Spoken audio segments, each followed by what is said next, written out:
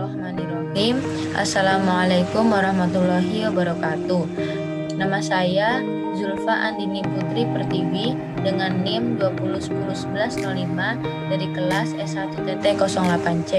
Di sini saya akan menjelaskan sebuah post test pada praktikum fisika dengan materi percobaan hukum Ohm.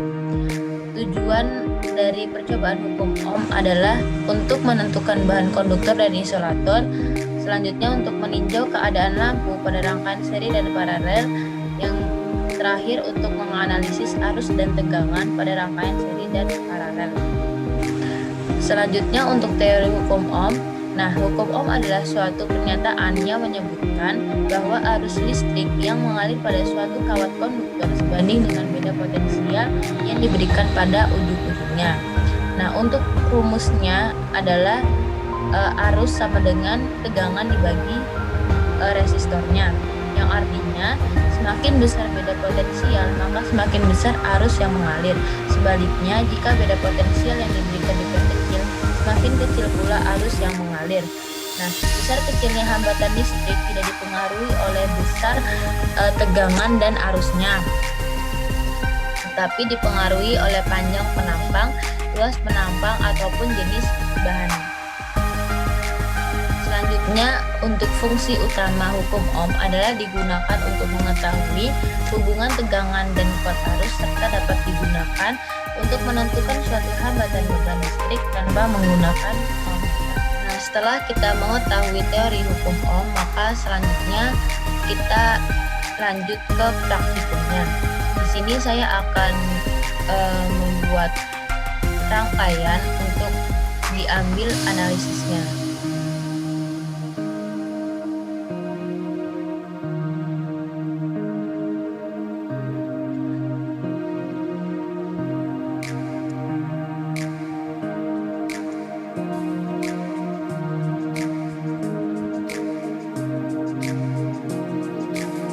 Di sini saya akan mencoba pada tabel pertama atau percobaan pertama, yaitu menggunakan penghapus. Nah, karena elektronnya tidak jalan karena penghapus merupakan bahan dasar dari karet. Jadi lampu tidak bisa menyala karena penghapus tersebut merupakan osilator atau penghambat listrik yang tidak bisa menghantarkan listrik atau tidak mempunyai elektron bebas. Untuk percobaan yang kedua, saya menggunakan pensil untuk percobaan selanjutnya. Nah, di sini tesis bahwa pensil merupakan bahan dasar dari grafit murni, maka lampu bisa menyala. Nah, karena itu bahan yang digunakan pada pensil kurang stabil ketika mengantarkan listrik. Jadi sebenarnya elektron ini jalan, lampunya juga nyala, tetapi tidak terlalu terang. Nah, percobaan yang ketiga yaitu menggunakan clip paper atau paper clip. Nah, perbedaannya sangat jauh. Di sini lampu sangat terang benderang dan elektronnya sangat cepat. Nah, dapat kita analisis bahwa paperclip ini menggunakan bahan dasar dari logam yang merupakan bahan konduktor atau yang bisa menghantarkan listrik. Nah, bedanya pensil dan paperclip ini, kenapa satunya lampunya menyala sangat terang dan satunya tidak menyala sangat terang, karena paperclip merupakan konduktor yang baik untuk menghantarkan listrik daripada pensil, maka lampunya berbeda ya ketika nyala. Dan selanjutnya untuk percobaan yang keempat.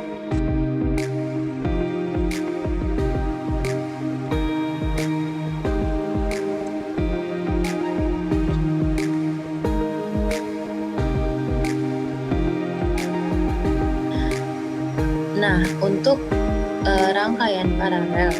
Jadi di sini bisa kita lihat bahwa elektronnya berjalan lumayan cepat ya. Setelah itu kita menghitung arusnya. Jadi pertama kita hitung arusnya dulu. Berapa cepatkah arusnya berjalan?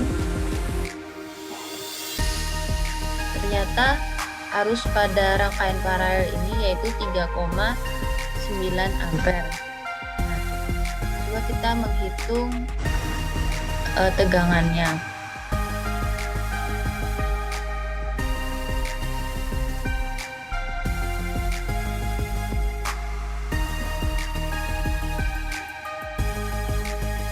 Untuk tegangannya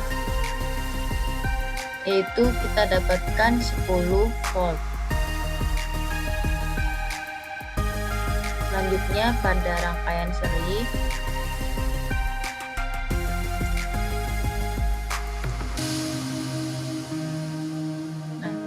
ketika rangkaian seri maka elektronnya jalannya akan lambat ya. Mari kita hitung dulu untuk tegangannya.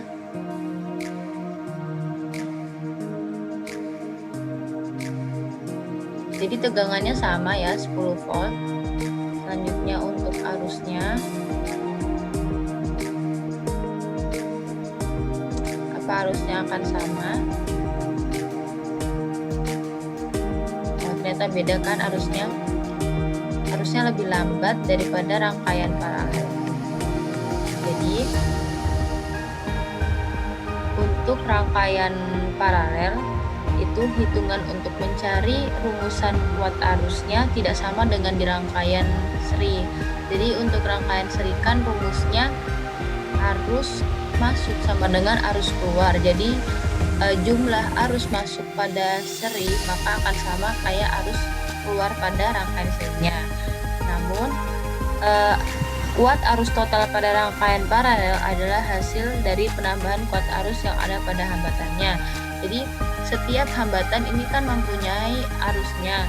Nah, arusnya itu yang bakal ditambahi sama arus-arus lainnya. Jadi misal I1 ditambah I2 ditambah I3 dan seterusnya.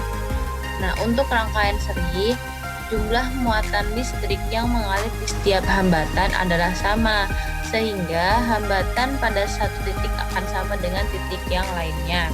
Nah, hambatan pada paralel lebih kecil daripada hambatan pada seri, maka dari itu elektron jalannya berbeda dengan rangkaian paralel. Nah, tadi kan kita sudah mengetahui hasil nilai tegangan dan arus pada rangkaian seri dan paralel menggunakan aplikasi PET. Sekarang kita menggunakan perhitungan secara teorinya itu bagaimana? Nah, untuk tegangan pada rangkaian serinya yaitu dengan rumus R total sama dengan R1 tambah R2 tambah R3.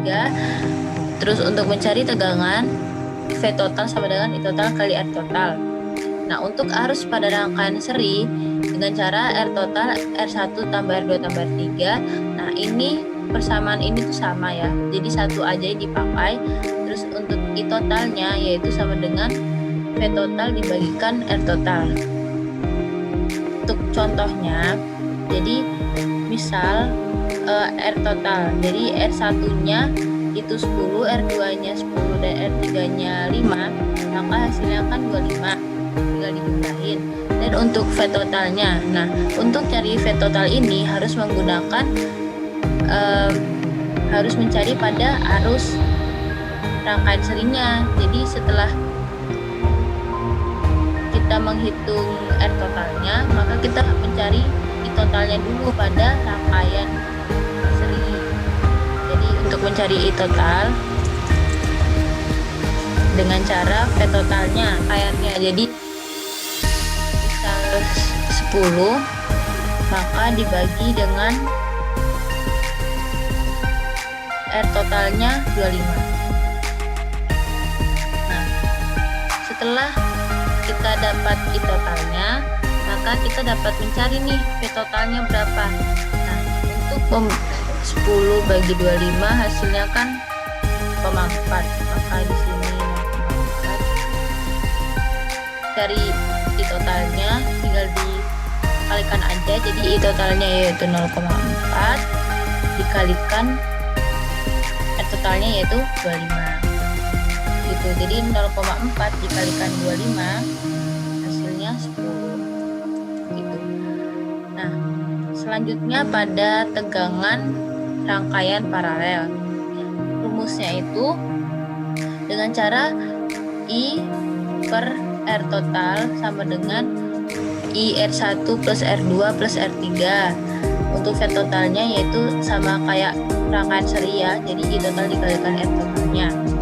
Untuk arusnya I total sama dengan ini, dan I totalnya sama kayak rangkaian serinya. Nah, bedanya rumus antara rangkaian paralel dan serinya yaitu pada menghitung R totalnya. Untuk mencari V total dan I totalnya sama. Misal